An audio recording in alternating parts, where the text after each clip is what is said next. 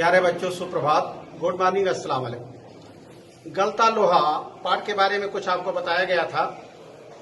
हो सकता है आपने ध्यान दिया हो और पुस्तक भी पढ़ी हो। हम लोग इसके बारे में पढ़ ये रहे थे कि मोहन पढ़ने में बड़ा अच्छा था। अध्यापक यानी गुरु विक्रम सिंह भी उसकी बड़ी बड़ाई करते थे। आपने ये भी देखा था कि उसने छात्रवृत्ति प्राप्त की, लेकिन आर्थिक स्थिति ऐसी नहीं थी कि उनके पिता बंशीधर उन्हें कहीं अच्छे विद्यालय में भेज सके। घर से 2 किलोमीटर 3 किलोमीटर दूर स्कूल पर उन्होंने भेजा, लेकिन यह भी बताया गया था कि चढ़ाई थी और उसके जस्ट बगल में नदी बहती थी। बरसात के दिनों में बड़ी परेशानी होती थी। अपने एक यजमान के यहाँ उन्होंने रखा था बंशीधर ने अपने बेटे मोहन को, लेकिन बाढ़ की विभीषिका के डर से उसे लेकर के चले आए। बेचारे बड़े ऊहापोह में थे कि हम क्या करें अपने बच्चे के लिए। तो आपने इस पाठ में देखेंगे कि उसी समय उन्हीं के बिरादरी का एक व्यक्ति जिसका नाम रमेश है, बाबू है लखनऊ में, उससे कहते हैं बंशीधर जी की क्या करें अपने बच्चे की पढ़ाई के लिए। हम सोचते हैं कि पढ़ लिख ले, जिससे हमारे घर की आर्थिक स्थिति भी अच्छी हो जाए। इस पुरोहित के काम से तो किसी तरह दाल रोटी भी नहीं चल पा रही है। उनकी बात सुन करके रमेश कहता है ठीक है, आप इनको मेरे साथ भेज दीजिए। वहां लखनऊ में जैसे 4 लोग खाना खाते हैं, 5वें भी खाना खाएंगे। पंडित जी बहुत खुश हुए और उन्होंने मोहन को रमेश के साथ लखनऊ भेजा। यद्यप मोहन लखनऊ जाने को तैयार नहीं था, लेकिन पिताजी की इच्छा पूरी करने के लिए वो लखनऊ जाता है। वह लखनऊ जाता है तो वहां उसकी दिशा ही बदल जाती है। दशा ने उसकी दिशा बदल दी। दशा से अभिप्राय ये है कि उसकी आर्थिक स्थिति सही नहीं थी और वो रमेश के साथ लखनऊ आ जाता है। लेकिन रमेश ये को जो करना चाहिए था कि उस लड़के की मदद करनी चाहिए थी, उसके साथ छल नहीं करना चाहिए था। रमेश ने उस लड़के के साथ धोखा दिया, छल किया। और ये इस प्रकार से कि एक मामूली से स्कूल में उसका नाम लिखवा दिया, साधारण से स्कूल में नाम लिखवा दिया। और दूसरा यह कि रमेश के दिल में यह था कि मेरे यहाँ कोई काम करने वाला नहीं है, ये लड़का मोहन रहेगा तो सब काम करेगा, इसे मुझे मुफ्त में नौकर मिल जाएगा। वहां जो चाचियां थी, भाभियां थी, सब कहती अरे मोहन जरा दही ला देना, कोई कहता कि कपड़े दे आओ, कोई कहता आलू ला दो। इस प्रकार बेचारा मोहन दिन रात काम करता रहता, थक जाता, उसकी पढ़ाई नहीं हो पाती। वो किसी तरह से वो अपना जीवन यापन कर रहा वहां। कहा पिताजी ने सोचा था, बंशीधर जी ने, कि मेरा बेटा पढ़ लिख करके कुछ बन जाएगा, लेकिन यहाँ उसके साथ कैसा व्यवहार हो रहा है वही जानता है। इस बात को वो अपने पिता से नहीं कहना चाहता, क्योंकि वो सोच रहा है कि पिताजी दुखी होंगे, इसलिए इस बात को वो कहता नहीं है कि मुझे यहाँ बड़ी परेशानी है। किसी तरह से वो 8वीं क्लास पास करता है, घर आता है। घर अपने पिताजी से नहीं कहता है कि मेरे साथ ऐसा व्यवहार किया जा रहा है। एक बात और हम देखेंगे कि आज ये समाज कितना निष्ठुर हो गया है, कितना दयाहीन हो गया है कि अपने मतलब के लिए, स्वार्थ के लिए किसी के बच्चे के भविष्य के बारे में नहीं सोचता है। कहा पंडित जी ने सोचा था कि रमेश के साथ जाएगा मेरा लड़का मोहन तो पढ़ लिख करके कुछ बन जाएगा, लेकिन यहाँ रमेश क्या बिहेव कर रहा है, क्या बर्ताव कर रहा है, सोचिए। वो लड़का जो होनहार है, पढ़ने में अच्छा है, अब उसकी दशा बदल गई, दिशा भी बदल गई। दशा इसलिए बदल गई कि जहां पिताजी की यह इच्छा थी कि पढ़े लिखेगा, मामूली पैसा न होने के कारण, पैसा न होने के कारण अब बेचारे वो पढ़ा नहीं पा रहे हैं, और रमेश ले आता है पढ़ाने के नाम पर, वहां काम करवाता है। यहाँ बच्चे की दिशा बदल गई।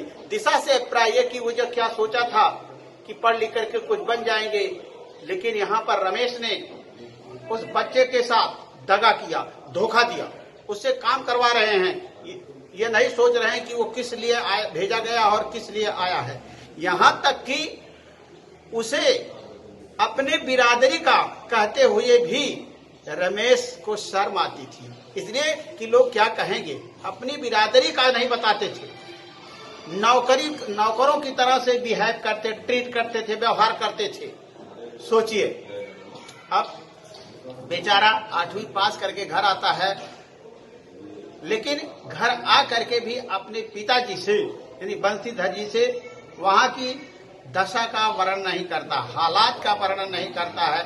इसलिए नहीं करता है कि पिताजी दुखी होंगे, और उसे यह भी आभास हो गया था कि अब 8वीं के बाद मेरी पढ़ाई नहीं हो पाएगी, क्योंकि जिसके यहाँ रह रहे थे उनके यहाँ ये वार्ता होती थी, बातचीत होती थी, अरे यहाँ MA BA करके लोग मारे मारे फिर रहे हैं, क्या करेंगे पढ़ करके। ये सब जानते हुए भी बेचारा जाता है उनके साथ। साहब देखिए, वहां वो रमेश अपने किसी संपर्क के साथ से कह करके उसे अप्रेंटिस में भर्ती करवा देता है, जहां पर कि औद्योगिक चीजें सीखते बच्चे भर्ती करवा देता है। बेचारा मोहन, जिसके पिता ने बड़े बड़े सपने देख रखे थे, जा करके वहां लेबरों की तरह से काम करना सीख रहा है। पिताजी सोच रहे थे कि बच्चा पढ़ लिख करके कुछ बनेगा, लेकिन यहाँ उसके साथ क्या हो रहा है, सीखा। अब 2 साल बाद वो दफ्तरों के और प्रतिष्ठानों के चक्कर लगाने लगा। किसके लिए? अपने पैरों पर खड़ा होने के लिए, लेकिन कहीं नौकरी नहीं मिलती है। घर आ जाता है। अब साहब देखिए, वो धनराम बंशीधर जी से कहता है, अरे ये कहानी थोड़ी और पीछे की है कि मोहन क्या कर रहा, कह रहे पढ़ लिख रहा है, तो सेक्रेटरी में हो जाएगा। लेकिन चूंकि उन्हें वास्तविकता का पता चल गया था, इसलिए मुंह में तिनका लेकर के बोल रहे हैं। ऐसा मानता कि तिनका लेकर बोलेंगे तो झूठ का पाप नहीं लगेगा, लेकिन दिल रो रहा है बिहार से रमेश के और अपनी गरीबी से। अब साहब देखेंगे, वो मोहन धनराम के यहाँ बैठा हुआ है, आप इसके पहले देख ही चुके हैं, और अपना हंसुआ उसको दे देता है। धनराम हंसुए का बेट निकाल करके हंसुए को आग में गर्म करता है और उसके धार को तेज करता है, और फिर हंसुए को उसकी बेट में डाल करके रख देता है, और सोचता है कि अब मोहन जाए। लेकिन मोहन वहां कनस्टर पर बैठा हुआ ध्यान से उसके काम को देख रहा है। धनराम एक छड़ को आग में डाल करके उसे गोल आकार देना चाहता है। बहुत कोशिश करता है, ट्राई करता है, लेकिन हो नहीं पाता है। मोहन इस बात को देखता है। साहब देखिए, और अचानक वो सणसी लेकर के, जिससे लोहा पकड़ा जाता, सणसी लेकर के और हथौड़ी से एक अच्छे कारीगर की तरह से उस लोहे को गर्म करता है, और उसे बड़ी हल्के हल्के चोट दे करके लोहे को गोल आकार दे देता है। सोचिए, गोल आकार देता है एक मजे हुए कारीगर की तरह से। और उसे बड़े ध्यान से देखता है कि पूरा गोलाकार हो गया है कि नहीं। धनराम इस बात को देखता है, उसे बड़ा आश्चर्य होता है कि अरे ये कितनी महत्वपूर्ण, ये काम कितनी आसानी से कर दिया इन्होंने। और मोहन धनराम की तरफ देखता है एक अच्छे सर्जक की तरह से। सर्जक यानी बनाने वाला, सृष्टि करने वाला, निर्माण करने वाला, बनाने वाले, यानी ये सोचता है कि इसको देख करके धनराम कहेगा कि ये अच्छा काम है। लेकिन हम ये देखेंगे कि इस पाठ में ये दिखाया गया है कि उच्च जात के, निम्न जात के लोगों के यहां नहीं जाते थे, ऐसी मान्यता थी। शिल्पकार के टोले में ब्राह्मण जात के लोग नहीं जाते थे। लेकिन यहां मोहन ने इस बात को रिजेक्ट कर दिया, नकार दिया। उसने ये दिखाना चाहा कि कोई जात से बड़ा नहीं होता है, अपने कर्म से बड़ा होता है, और वो बड़ी निष्ठा के साथ उस काम को करता है। तो हमने देखा इस पाठ में कि किस प्रकार से गलता लोहा पाठ में किस प्रकार से ये बताया गया है कि कर्म कार्य का महत्व है, न कि जात का महत्व है। जो जैसा कर्म करेगा उसका उतना ही महत्व बढ़ेगा। जैसा मैंने एक बार पढ़ाते समय बताया था पाठ के शुरू में, जात न पूछो साधु की, बांट लीजिए ज्ञान, मोल करो तलवार की, पड़ा रहन दो म्यान। यानी जिस चीज का महत्व है उसी का मूल्य होता है, और जिसका महत्व नहीं होता उसका मूल्य नहीं होता। ऊंचे कुल का जन्मिया जो करनी ऊंच न होए, सुवरन कलश सुरा भरा, नादुन साधु निंदा सोए। ऊंचे कुल में पैदा हो जाने से कोई बड़ा नहीं हो जाता है, कोई अपने कर्म से बड़ा होता है।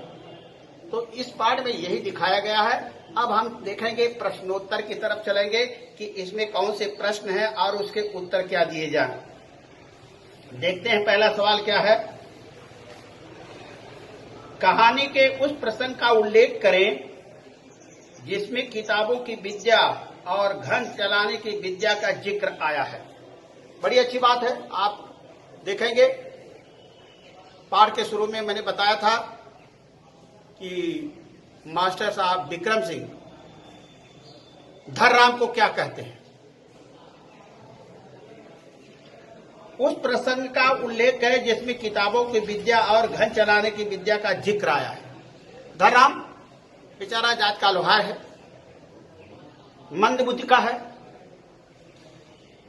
वो पढ़ने में रुचि नहीं रख पा रहा है, यहां तक कि उसे 13 तक का पहाड़ा याद नहीं है। यद्यपि वो भी पढ़ना चाहता है लेकिन मंद बुद्धि के कारण वो पढ़ नहीं सकता। ये जिक्र यहां आया है। लेकिन जब 13 का पहाड़ा वो नहीं सुना पाता है, वो कहता है कि 13 दूरी 24, वही गलत हो जाता है। मास्टर साहब उसे सड़ाक से मारते हैं, सटाक से उसकी पिंडली पर मारते हैं और कहते हैं तुम्हारे दिमाग में तो लोहा भरा है, घन जलाने की विद्या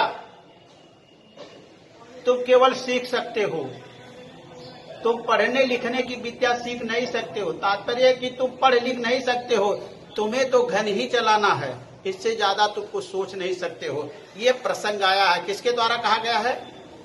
मास्टर विक्रम सिंह के द्वारा। किसके लिए कहा गया है? धनराम के लिए, कि तुम किताबी विद्या तुम्हारे बस की नहीं है, तुम्हारे बस का केवल है घन की विद्या, यानी घन चलाना, हथौड़े चलाना है, जिक्र आया है। दूसरा सवाल है, धनराम मोहन को अपना प्रतिद्वंदी क्यों नहीं समझता था? बड़ा साधारण सा सवाल है, क्वेश्चन। अगर आप ध्यान देंगे तो समझ जाएंगे कि ऐसा क्यों है। यहाँ आप ध्यान दें कि धनराम किस जात का है और मोहन किस जात का है। मोहन पुरोहित जात का है, उसका काम है पुरोहित करना, पढ़ना लिखना। और धनराम एक लोहार यानी विश्वकर्मा का लड़का है, वो उस समय के अनुसार उसका काम केवल लोहारगिरी करना है। तो बात पहली यह है कि धनराम और मोहन में, ये मोहन इसलिए धनराम मोहन को इसलिए नहीं प्रतिद्वंदी समझता कि दोनों की जातियों में अंतर है। मोहन ब्राह्मण जात का है और धनराम लोहार जात का है। ऐसा मान्यता उस समय थी कि पढ़ाई लिखाई केवल ब्राह्मणों के लिए है अन्य जातियों के लिए शिल्पकारी ही है। पहली बात तो यह है। दूसरा यह है कि मास्टर साहब यानी विक्रम सिंह के द्वारा यह कहा जाता है कि मोहन पढ़ने में अव्वल है, क्योंकि क्लास में कोई भी लड़का जब जो सवाल को नहीं बता पाता था तो मोहन बता देता था। मास्टर साहब उसकी बहुत बड़ाई करते थे और कहते थे कि आगे चल के ये कोई अधिकारी या कुछ बनेगा। लेकिन अब आप यही देखेंगे कि इस प्रकार से लोगों के हृदय में, जो दूसरी जात के लोग जो हैं, उनके हृदय में हीन भावना भर दी जाती है कि तुम नहीं पढ़े लिख सकते हो, केवल पढ़ने लिखने का अधिकार बड़ी जातियों के लोगों को है। और चूंकि इस प्रकार की भावना थी, इसलिए धनराम मोहन को अपना प्रतिद्वंदी नहीं समझता था। तो आज के इस प्रसंग में हम यहीं तक पढ़ाएंगे। अगले वाले प्रसंग में जो छूटे हुए प्रश्नोत्तर हैं अगले वीडियो में आपको बताएंगे। धन्यवाद।